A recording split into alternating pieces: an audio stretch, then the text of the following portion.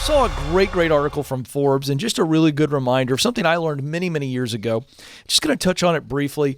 But in times of prosperity and in times of pandemic, or whatever the situation is, there are seasons of life where we can be really out of whack. Now, I'm not talking about focused times where we say, you know what, I'm going to have to work harder than I normally would. I'm going to have to put more hours in. I'm going to have to sacrifice in certain areas of my life to make some progress, and then I can get back to more of a rhythm.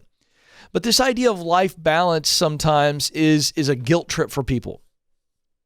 And balance, well, it's never perfect. You know, if you've seen the old-fashioned scales when we talk about balance, you know, it's rare that you see both of them perfectly balanced. Usually it's like this, and there's some movement like this, and then it goes like this. And you know, every once in a while we may be in seasons like this, but it's not something that you need to feel guilty about. See, balance can be the wrong focus, as opposed to saying, what should my balance be right now? Is it okay for this to go up like this? Or is it negative if it's like this, you know? So that's the idea. So when you begin to look at this, how do we just break something so big and so intimidating down?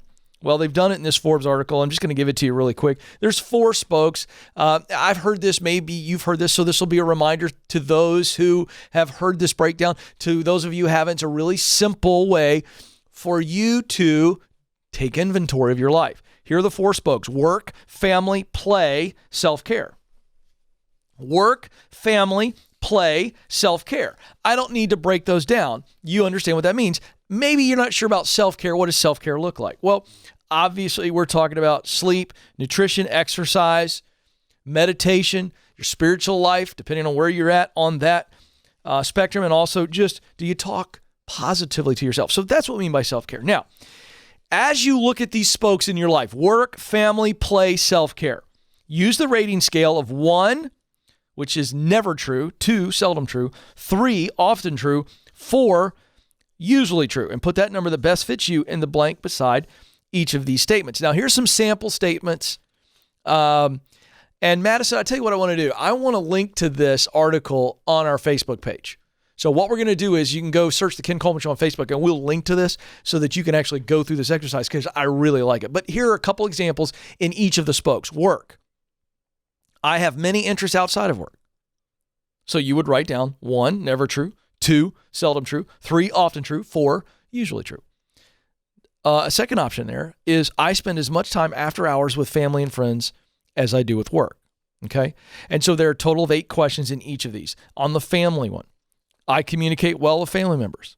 I take an active interest in the lives of family members. You got to rate yourself. Under play, I socialize with friends who are not coworkers. I enjoy social gatherings. Rate yourself. Self-care, I schedule time each day just for myself. I have a fun activity or hobby I enjoy.